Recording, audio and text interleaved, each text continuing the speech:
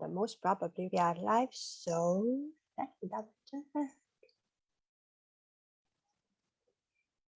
Please show me.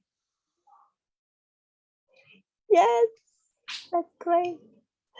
All right, guys, good morning, good afternoon, and good evening, wherever you are in the world. This is Krisztina, and another beautiful episode of the Truth Runners.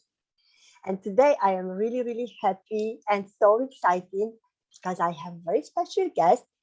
She's called a modern medicine woman, and I would love to introduce you, Enolia Foti. Welcome, Enolia. Thank you so much, Krisztina. I'm so excited to be here. Oh my God, me too, me too. And guys, because Enolia is the first time in our group, I would love to introduce her to you so you know who is our guest. If you have any questions to ask during the live, please feel free to put them in the comments below. We are trying to answer them. So, I might make some mistakes in pronunciation, but forgive me. Here we go. So, Enolia, she's known for her international workshops and retreats.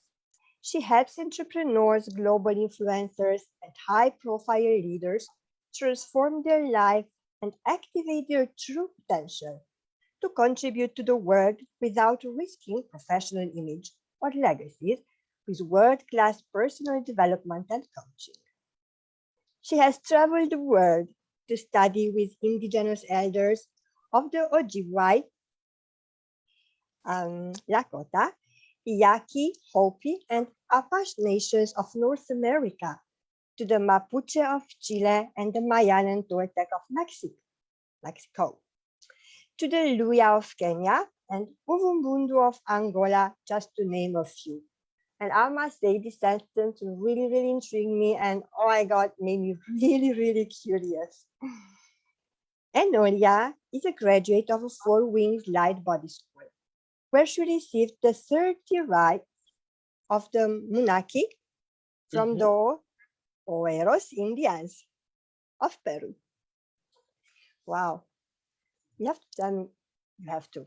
I would love to know what that means exactly. Okay. From the lessons of these teachers and elders, Enolia walks the path set before her. As a teacher, counselor, healer, empowering others to reach their goals.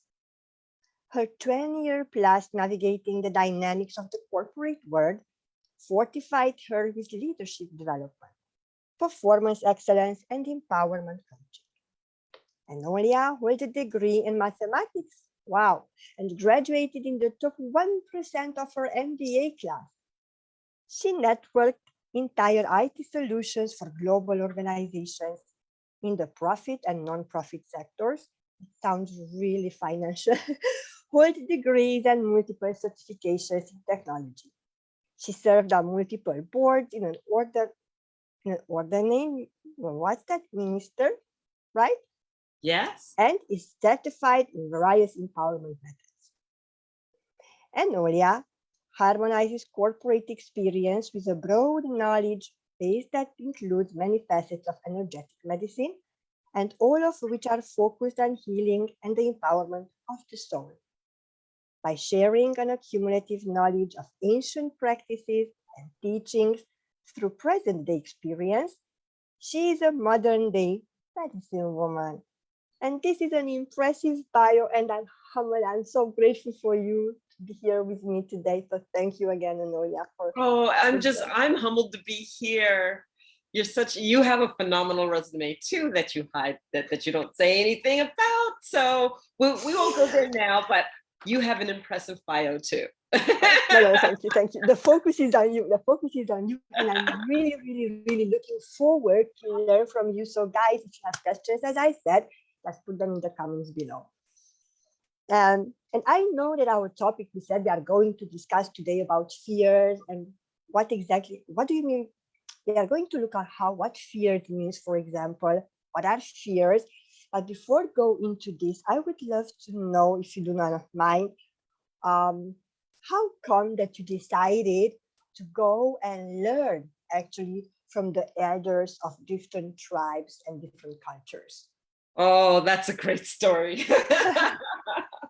So I'm going to share that I grew up in New York City, born and raised in Queens, and I had a typical upbringing in the city. You know, I went to school, I got married, I had 2 children, and, you know, I was working the corporate job. And there came a point where I was longing to know my heritage. Mm. And so, in not knowing my heritage, I did a DNA test, found that I had part Native American, part African as majority of my heritage. And I longed for these traditions. I remember being a little girl and sitting there and watching like cowboys and Indians and all the different stories and, you know, learning about roots and I wanted to know what was my heritage, you know, I needed to know. And as an adult longing for this, I mean, you know, how do you go about this? And that's when I eventually embarked on my first Native elder. I went to a conference with the 13 Indigenous Grandmothers. And for those of you who aren't familiar with that group of women, they were 13 elders from around the world, medicine women from around the world of different tribes that came together to talk about their legacy. And my family had gotten me a ticket to be able to go for the weekend and see them and participate with them. Actually, it wasn't the weekend, it was like a 5-day, 6-day conference.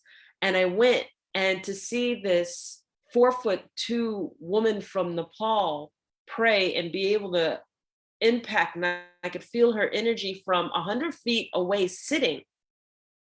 And her energy was just so strong and so grand and so blissful.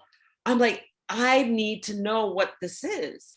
And so before I left that conference, it wasn't one of the 13 Indigenous because they also attracted a lot of medicine women and attracted a lot of elders. I met my first elder, and her name was Grandmother Isabel Mawasagi of the Ojibwe tribe. And she was kind enough to give me her contact information. And I was like, I didn't know what to ask her. I was just like, can I learn about herbalism from you? And she's like, well, my girl, if you're really serious, here's my contact, you know, come out and see me sometime. I'm just like, are you sure? And she's like, I wouldn't invite you if I didn't mean it.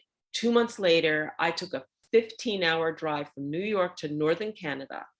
Actually, it was like a 25-hour drive. Wow. Because she was the furthest north that you could go. She was 100 miles shy of like no more roads. And I spent the weekend with her, and that opened the door of her inviting me back, saying, if you're really serious and you want to learn from me, come to one of my retreats and bring some people. And so I also was invited to help put the retreat together. And so I did it. I went back, I brought 22 women to her retreat. I was like, I'm going to make sure that she's having people there and it doesn't get canceled, nothing. And I got to go there 2 weeks before the retreat, 2 weeks after the retreat, during the retreat, and it was phenomenal. It changed, little did I know it would change the course of my life. That was the shift. And it opened the door for me then embarking and learning from a stream of elders, just different elders, different tribes, and knowledge and wisdom. Wow, that's beautiful. Would you say that that was actually when you took the road, let's say in modern words, or the road on spirituality, basically? I would say it absolutely is. Absolutely. I was total corporate. And actually, Krisztina, I wrote a book. I wrote my first book, and actually I'm in the process of getting it published. And it's my transition from corporate to starting to walk that path and all of the mistakes that I made. And I made a ton. Yeah, I think we all do. Yeah. Oh, we all did. Yeah, we still do, let's say. Well, I still do. We still do. Absolutely. Absolutely. But it was definitely a journey. It was a journey that I'll never forget the rest of my life. Beautiful, because you traveled and really, really met these ladies and learned a lot from them. And as I said, taking the road on spirituality the most probably. And it's quite a huge shift, you know, from corporate to going on this. And you know what's funny and really, really interesting? When you take this path, you always want to learn more because you find out more and you think that, oh my God, I still need I need to know more because there is more and more and more. And this brings me to the topic from today, which is fear. And we said, I'm sorry, that we are going to redefine fear. Now, what I'm saying is this. You can incorporate in your answer all what you've learned or what you experienced. But what I think is fear is not real. Fear is something which is in our mind and we create it, but we are doing that so well. We learn to do that so well that basically we limit ourselves, and we label, things like, oh, I'm fear of this and I'm fear of that. It's not just fear of failure. Now there is something what we call fear of success and fear of this and that.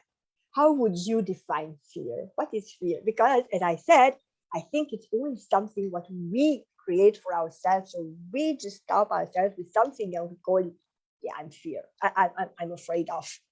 Yes, well, I would say you're absolutely right, but I'm going to give you a different twist on it. Now, I define fear as the following.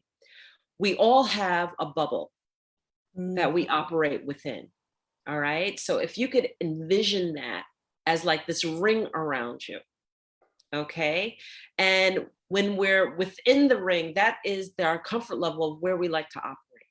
Yeah, that's We're the comfortable comfort operating zone. there. We do everything there. We have no worries within that boundary that we've created for ourselves. And then when you go past that boundary, the ego kicks in and goes, uh-oh, well, what about this? Well, what about that? And you start questioning yourself. You start creating these stories about what could happen, what could go wrong, what isn't right, what's in balance, what you're lacking, what you need, right? And all of that is coming from here. Yeah, that's and so I like to define that fear is the bubble in which we operate. And when the heart desires something and we want to surpass that bubble, we kick in with fear. True. Because the heart always desires to go beyond the boundary. And why? Is because that's how we grow. And what happens when we want to grow? Well, it's not the norm because we're growing past the routine. And when we grow past the routine and the heart desires something, we're in unknown territory. When we're unknown territory, we create the stories, and we create the stories, like you said, we create the stories of how we can't succeed. We create the stories of how we can't do this or that, and we justify it. Oh yeah, we can do that very well. Yes, we create the stories of how relationships can't work because the other person is this and the other person is that, and we don't take responsibility for our behavior in the relationship. We create a story, and fear is just the story that you create to not move forward. That's true. True. Thank you. And I love what you said about the bubble, really, and that bubble being your comfort zone, because it doesn't matter if it's good or bad inside that. It's known, it's familiar, it's cozy, even with the bad, because you know it, it's familiar. So you just stay in it. Yes. So I say that, pushing a little bit, and trying to go, okay, I understand it takes courage, but there are so many people walking out from their comfort zone and going out from their comfort zone. And I said that I read somewhere that actually life begins out of the comfort zone. And I can say that for myself. Yes. Hard until I scared myself with things like, oh, Krisztina, you are still not good enough. You still do not have enough certificates. Oh, I'm afraid what they're going to say, And I scared myself with all kinds of stories, as you said.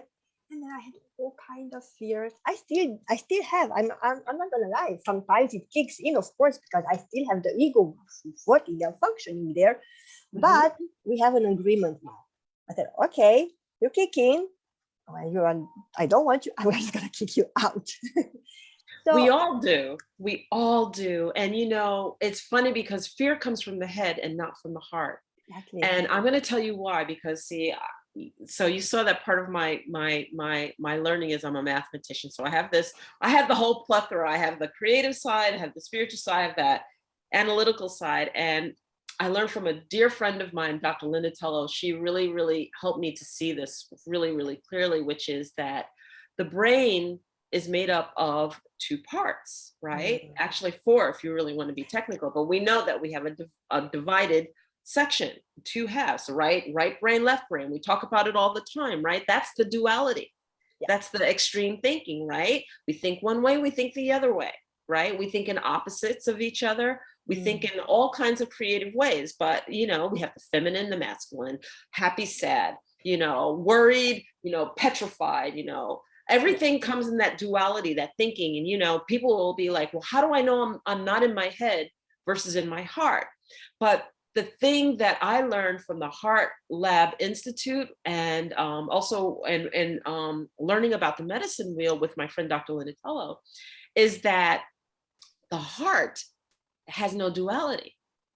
And now, why do I say the heart has no duality? Because if you take the heart, the way that we always look at it is in its four pieces, right? The ventricles and the atriums, right? And the four, right, left, right? But if you take the human heart, did you know that it was rolled up and twisted to that if you unrolled it, it is one muscle. It is one long, it is not dual. It doesn't have two parts. It is one long muscle, right? And we've discovered that the heart has neurons and a neurology like the brain, thinking. Heart, again, don't take my word for it, go to the Heart Lab Institute. So we have discovered that the thinking from the heart is singular and the thinking from the head is duality. Okay? And so to understand, when in your heart, you know solidly, it's like a longing. It's a projection, it's a vision. We see something, we'd like to go for it. And then the duality kicks in and tells us all the reasons why we're not capable of reaching that vision. Exactly. Right? And so we all go through that. I remember when I wanted to leave corporate and I was ready and I was done. And it's like, oh, but what's waiting for me on the other side? Do I have to plan my life out? How am I going to live? What am I going to do? What if I'm not working anymore? So all of that duality kicks in. The stories, the fear. But yet my heart was like, you're done here. Let's move on. And that's beautiful. natural. That's beautiful. What just crossed my mind as you were telling about the heart is, when you're in your mother's womb, the first thing is the heart and then the brain. That's right. The first thing that you hear is your mother's heartbeat. Exactly. And then the brain later on. That's right. That's beautiful. When you said that you feel that longing, can I go a little bit deeper though? Oh, absolutely. I'm a book that can be read. I'm open. Because many of us, we have this longing. We want to know where we come from. But yes, I would love to know that here as well, on the earth, in physical form. But at the same time, there is a longing of a home, which is not necessarily on the earth or not in this physical body. Can we go in this a little bit? Have you learned about this from your elders? Yes, I have learned some cosmology. And, it's funny because the Quiros Indians of Peru, in which I spent some of the longest time through the Four Wind Society in learning, they hold a special place in my heart because they live like at I believe it's 20,000 feet in the Andes. Okay. Highest mountains in the world. I can be correct or wrong. Geography is not necessarily my thing, but I believe that they're highest mountains in the world. And there's 6 villages of the Quiros, and they live in the cloud line. They live in the cloud line. And you asked me about the 13 rites of the Munaki. The 13 rites of the Munaki is as you go through the cosmology and as you go through the traditions of the Quiros on the shamanic path, to learn, to be able to execute and to understand the energetic way that they heal and everything else, you earn a right. Okay.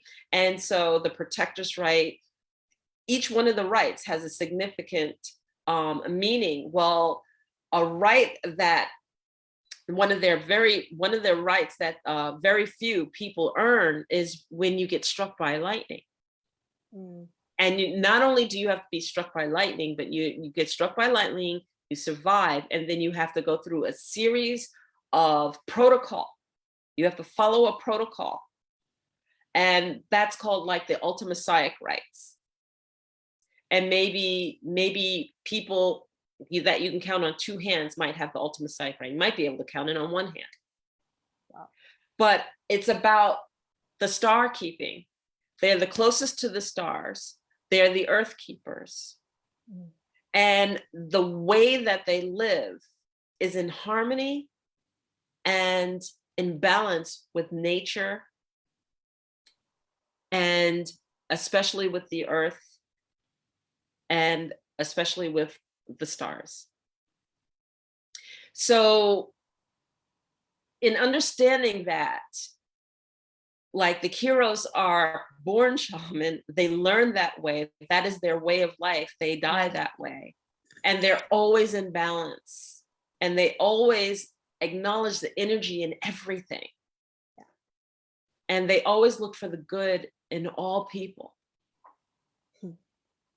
And it's a beautiful thing to understand that after spending time with all of these cultures, no matter who you are, there's one fundamental purpose that we have here on this earth. And that fundamental purpose is to hold the light.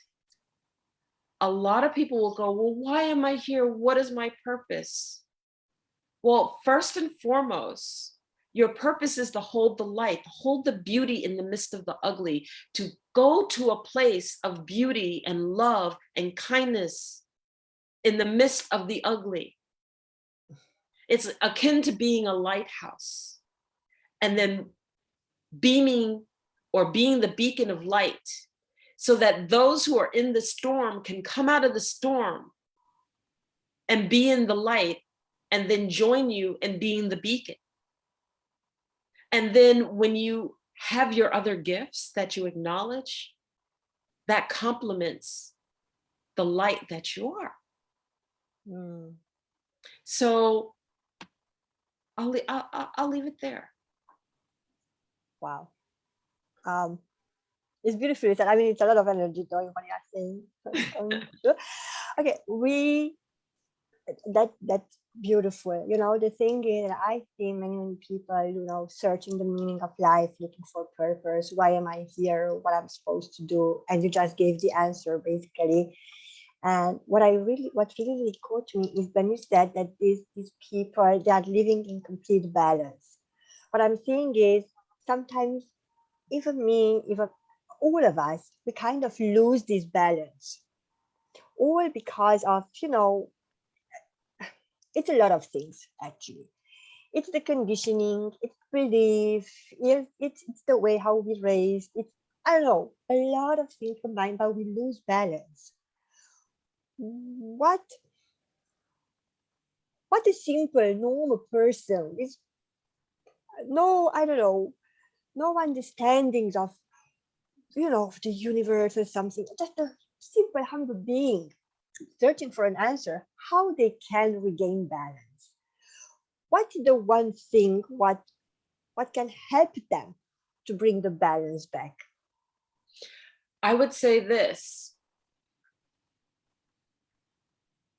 Balance, harmony is acknowledgement of the fact that there are so many different things in the world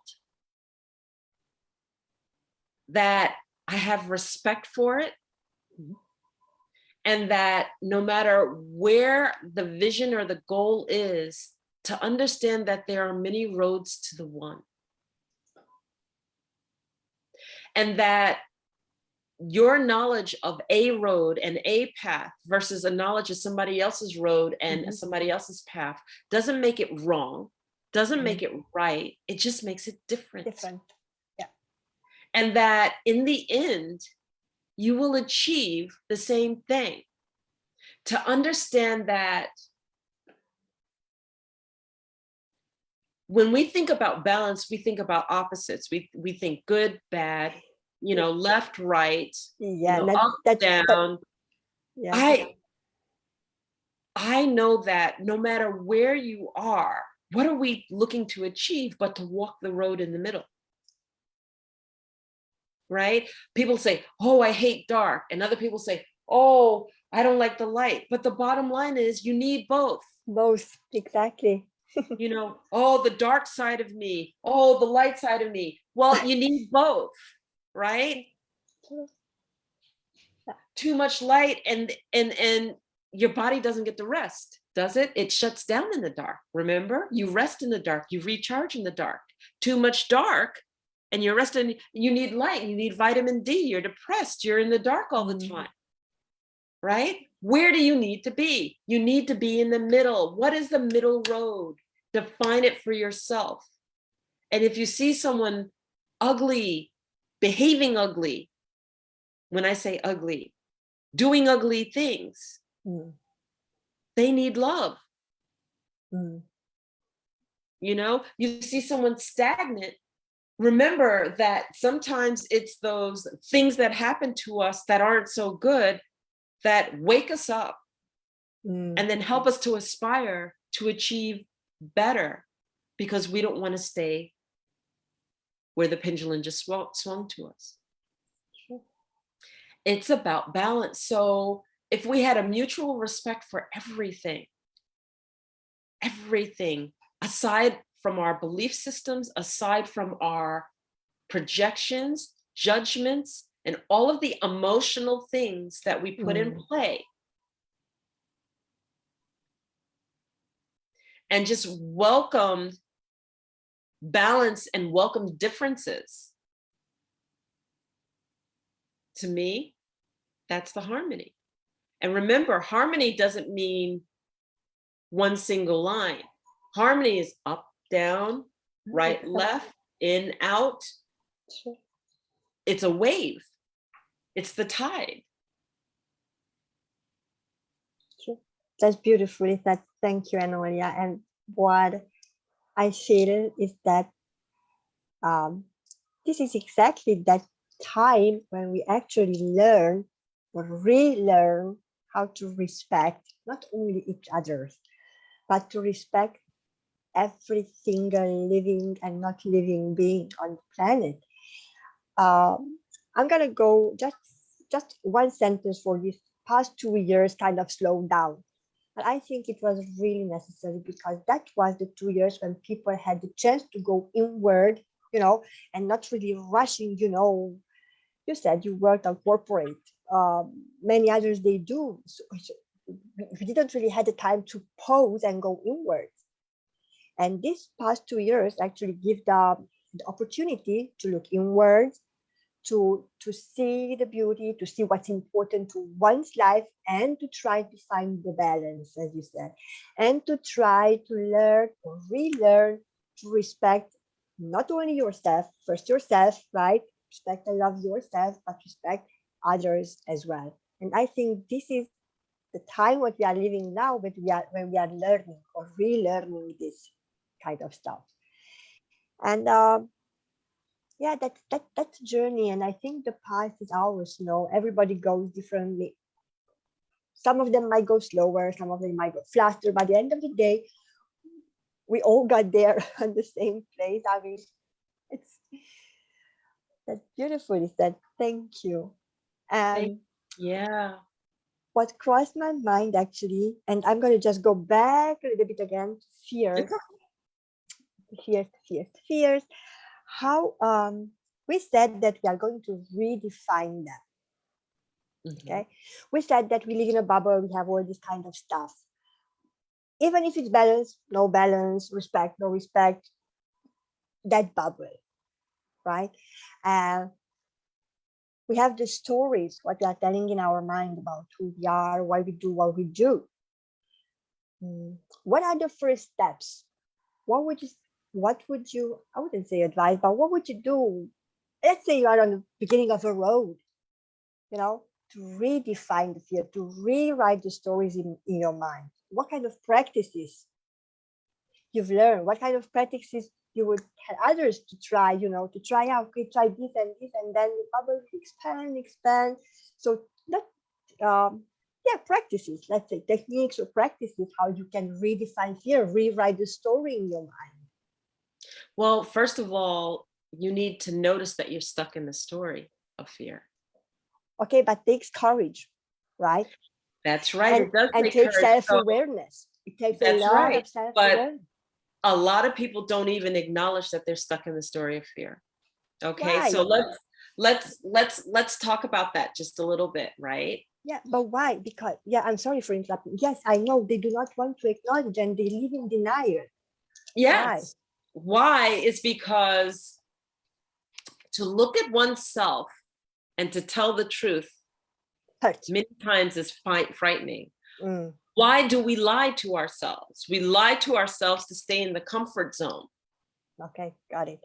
Yeah. Okay, so we've defined this comfort zone, this bubble, this boundary, and we want to operate into it, operate in it. And so we lie to ourselves. We allow ourselves to be distracted so that we don't have to look at the truth. We veer the truth. We stretch the truth a little bit because it makes us feel a little bit better. Because, well, I don't want to have to face hurting her feelings or telling her the truth or what, standing in my truth and being my authentic voice, right? So we do all of these things to do what? To avoid it. So the first thing is to stop and to notice. Notice what story you're telling yourself and how much of it is really the truth.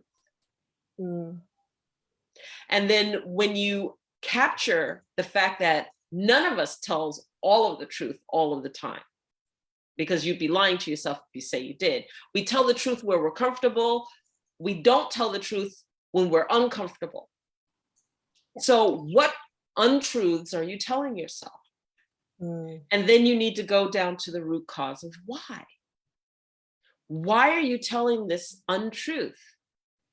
And then once you understand that you are telling this untruth, sometimes that why ends up being a trauma that happened in childhood. Sometimes that why ends up being abuse that you've received, an accident that you had, an encounter that hurt you so deeply you don't want to be hurt again. And then the duality, the fear kicks in because it may repeat. And so if we have that mirror to look at those aspects, once we understand the root cause of the story, then we can work on the story that we need to heal, to move past the story. So let's take an example. We could take a little brief example of that. And we could take something really, really simple, which is, oh, I don't want to hurt her feelings. And if I told her the truth right at that time, I don't want to hurt her feelings. Yeah, I know this one. Right? We all do that, right? But the truth is that we don't want to face that person by not telling them what they want to hear. And we don't want to deal with the reaction that that person may have by standing in our truth, because there might be repercussions that we don't want to deal with. So who's lying to whom? Sure. Thank you. You've been talking about finding the root cause, right? So that's the why, that's the trigger, the root cause. What if my subconscious mind hides that cause so deep down in I just can't find it, so I cannot find it. Let's say I cannot find an answer from the first. How can I tap into it? How can I find it? How can I discover what's the root cause, and how can I work on it? Because that takes a lot of work, though, you know, going deep down and find, because maybe the root cause is not it doesn't happen a year or two. It can go way, way, way back. I might not remember it. I might not even remember Not consciously. Yes. And so that's when I start stepping into my shamanic path. Okay. So we can talk about the conventional ways. You know, yes, you can seek assistance, and yes, you can go to someone who will help you reflect back in your past and help you dig through your childhood, and maybe your subconscious is covering it up because it happens. And those are scenarios also that myself, or someone who's trained to be able to track that and to unveil that and help the person face that in a safe space, holding space for that person energetically and physically and otherwise, because these things are not just to be tampered with all the time. And then there are other times when it's something that has happened in your lineage. And we forget that the DNA and the mitochondria, and as we're passed down from generation to generation, holds that. And people might be saying, oh, what are you talking about? But how many of you has said, oh, my grandmother had headaches, my mother had headaches, so I have headaches? Yes, yes. Oh, my great grandmother was a drunk,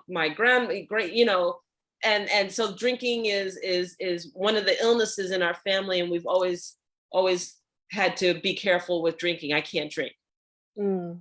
My constitution doesn't allow for that, because I have the tendency to be more disposed to drinking. Right? So it's not just, trauma that happens with us. It could be trauma that has happened in your lineage. And we have to be able to go back. And we have to be able to understand that everything is energy, and energetically that is being passed down to you. And that's what we work with, we work with the energy of it. So unlike some of the modern medicine methodologies by which we deal with these things, that's when you would seek out somebody who can deal with these things on a different level. We are multidimensional beings, and we have multidimensional sides and facets to us energetically. And we have a mythic map, that predisposes what comes through our lineage and what our life is. And you need to be able to tap into that. Wow. A lot of work. It sounds like a lot of work, but a beautiful, beautiful journey in between, because this is how you really, really understand who you are. And this is how you understand that some of the beliefs are not your beliefs, some of the fears are not even your beliefs. You carry them from generations. And this is how you liberate. I think this is the right word. This is how you liberate not your mind, but your whole being, from all these heavy luggages, and you become lighter and lighter, and hungry to know more, and to have more knowledge. Really, that's beautiful. I would love to ask you about the shamanic thing. You said you are a modern medicine woman, and you said that you tap into shamanic practices. Can you just a tiny bit expand on that? Okay, guys, I know you know, but just clarify it. What is a shaman? Okay, so let's take it from the really basic. Let's take for the ABC. ABCs, right? Okay. What's the shaman? I believe a shaman. Everybody has a different definition for shamanism, right? Yeah, I know. What is it? So what you're saying is, what does it mean to me? Yes, okay. Please. Yes, because I just want to clarify that it's not voodoo and not all kinds of stuff. No. Okay? So this is what I would love to. No. You could actually say shamanism is really a way of life. It is living in harmony with nature, living in balance, understanding that everything has energy, understanding that I have a respect for everything that I encounter, mutually respect, because everything has energy. It is acknowledging earth, air, fire, and water, and understanding that their power energetically brings beauty and love and healing and just its own energy. Okay, it's how we choose to live in this world in balance, in an energetic way. So and it's a way of understanding that, living. yes, because, you know, we are energy beings living in a physical world, in a 3D world, but we're energetic beings. You know, this cover called Enolia is exactly that. This cover called Enolia. That's the cover, and Enolia is inside, and she's beautiful. Thank you. No, when you say shamanic practices, what can you just enlighten me a little bit and tell me one?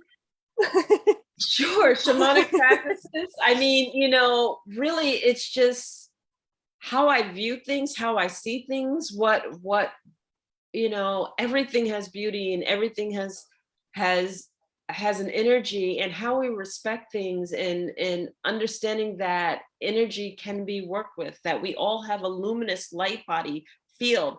So, and in respecting and understanding each person's individual field, our field looks like what's called a torus. Okay, and people who don't know what a torus is, that's like a donut. Okay, and we are light beings, and we need to acknowledge that, and I work within that light field. Now people might be saying, oh, what are you talking about? Well, let's give you an example. Have you ever walked into somebody's space, or had somebody walk into your space intentionally, and you didn't want them there, and the hair stood up on the back of your neck? Well, that person's energy field just walked into your energy field uninvited, and you're freaking out. You're saying, get out of my field. I want you out of my field. You're not invited. You make me uncomfortable. And you're literally feeling the energy of that other person's being coming into yours. Or the fact that when we are a collective and we hold hands in a circle, think of all of those little donuts all together in a circle. We hold hands, and then we set our intentions for one single thing. Well, those little single donuts becomes one big torus. And then that's why holding hands, being in a group, being in a circle, which is one of the oldest symbols in the world, is powerful.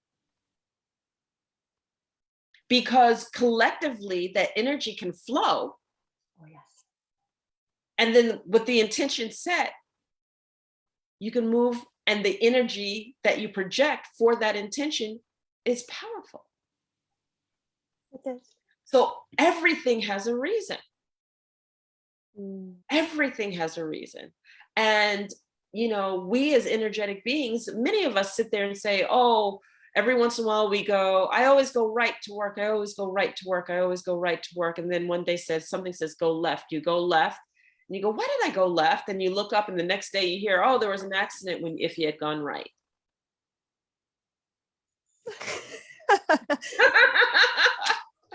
So, you know, we do it every day, you know, that intuitive, oh, I wonder how Jane is, and all of a sudden Jane's calling.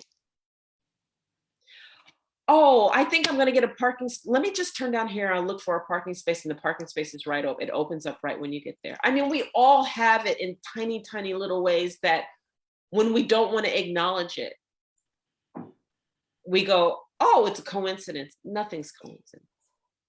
Nothing is coincidence. Yeah, I've heard that so many times. Oh, that's just coincidence. No, it's No, not. It's it's you. not. It's your energy. It's your vibration. It's what you just sent out. It just came back to you. And this, I mean, literally, I love talking about these things, and because I know deep down that all these conversations, all the energy where we just, you know, it goes up, and we can raise the energies, and we can raise the frequencies, and everything has a reason. Every word we say might not right now, but it will have the effect, because there's, like, you know, the ripple effect. And that's why I simply love these conversations with beautiful souls like you, for example, right now here in front of me. It's like you're sitting right here, because I so much can feel you, and it's amazing.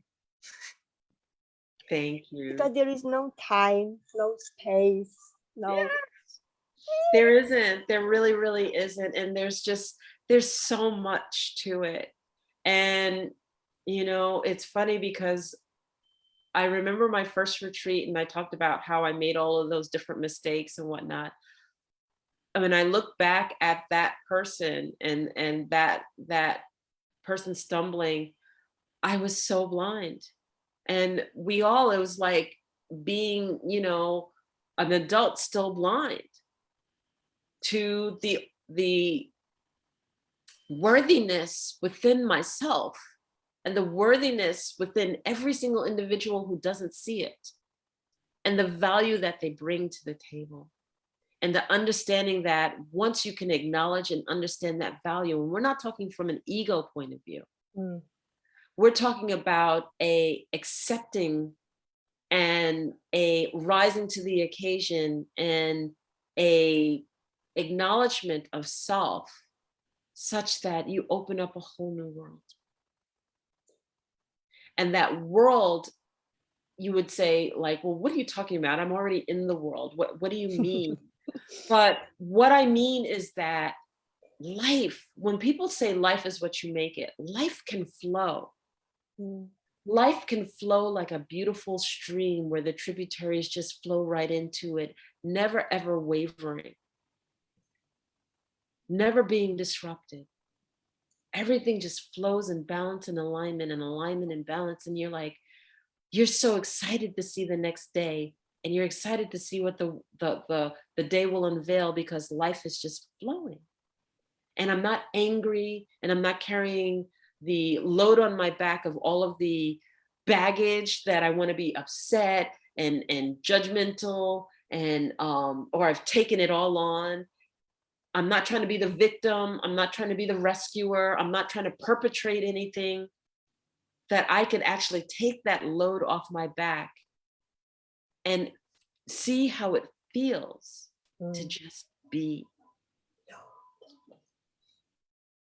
So, yeah, it's an awakening. And I want to also go back to a comment that you made, which is that you basically said, oh, people had a chance to sit still over the last 2.5 years. Let me share why that was so important and why that was a wake-up call, because life was so full of distraction, of running. Yeah. And, everybody gets it. Oh, yeah, I was running. And then I had to be stuck in the house. And I didn't like being stuck in the house. But it wasn't about being stuck in the house more than it was about all of a sudden you had to live with the family members that you actually are with. You had to get along with your and actually acknowledge the relationship you have with your family. You had to actually interact with people.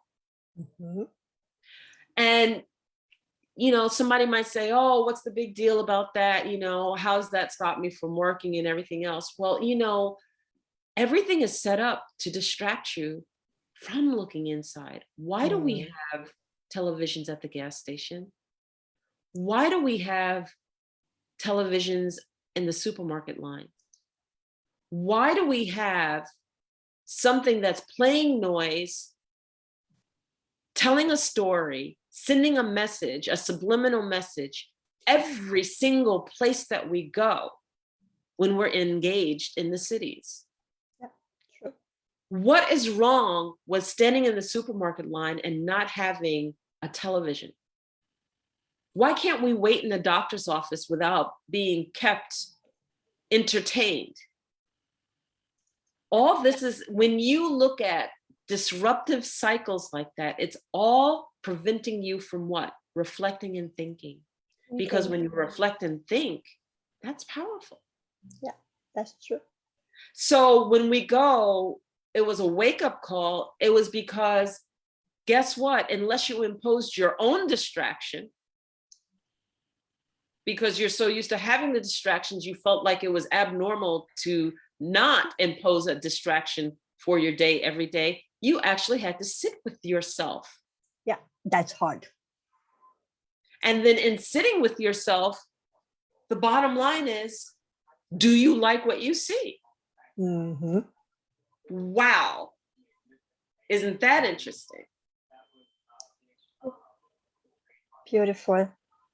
Beautiful. And I'm telling you this, it's so much resonant with me personally, because what I'm always saying is, please try, at least try, make an effort and think for yourself, feel for yourself, talk to yourself first of all.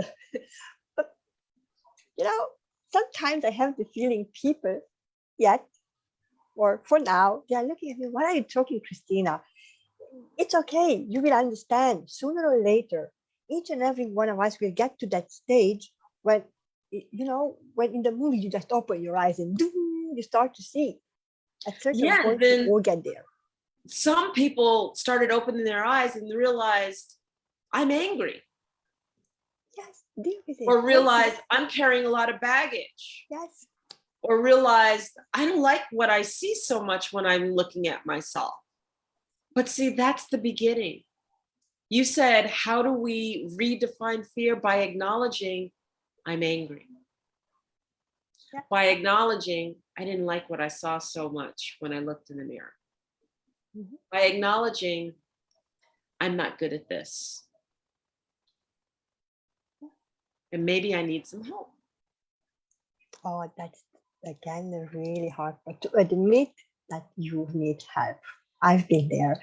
I've denied for so many years. Me? No. I can do it on my own. I can do it. I don't need it. But then, the moment came and I said, okay, Krisztina, okay, I think it's time for you to ask for help. Yes. And then open and it grow and it went. Yes, and we all go through it. And I think that, like I do a lot of coaching, but I think that that's what really helps in the coaching is the life experience and the fact that you're not drawing from a facade of what you perceive, but you're drawing from the life experience of what's been encountered, and you're helping the person work through it. And then the extra twist that somebody like myself has is that then I can energetically clear them and I can actually work on them from multiple levels as well as have the conversation. Wow. I love what I'm doing, Enolia, because I learn from everybody all the time, always learning new things, not about the world around me and about myself as well. And I know, I am very much aware that I only can teach, or I only can inspire just to the level where I am right now, but that's okay. Because then I'm going to be on the next level and just keep going because there's so much. And I love it. Thank you. I'm really aware of the time. Thank you so Thank much. you. I can keep you here until tomorrow morning, then what is the problem? But before we close today's live, is there anything what you would love to share with the viewers or are watching now on the replay? I don't like to say just give an advice, but I would like to say just to a final thought for our today's conversation. Yes, I will say this. Dream a beautiful dream or you will be dreamt. And what that means is that if you don't hold a beautiful vision for yourself, then you will live your life trying to fill what you're perceived to be. And what you're perceived to be in somebody else's mind just doesn't exist. It's like grasping at straws. So hold a vision for yourself. And if you hold that vision strong enough, and you believe in that vision, then life becomes a walk to that vision. And you will achieve what you want. So dream a beautiful dream and do not allow yourself to be dreamt. Thank you. That was beautiful. It was a beautiful closure for today. Thank you for being with me today. Thank you very much, guys, for watching and listening. If you have any questions, you can put them in the comments below. If you need the replay, I'm going to put Enolia's You can find Enolia on her Facebook page by Enolia Foti, and I'm going to put also her website in the description below. I'm going to put it earlier because I won't. But I'm humbled and grateful for all of you, for you. I'm going to see you next time, next Tuesday, with another beautiful conversation. But until then, I'm sending you lots of love and light as always. Bye, guys. Bye.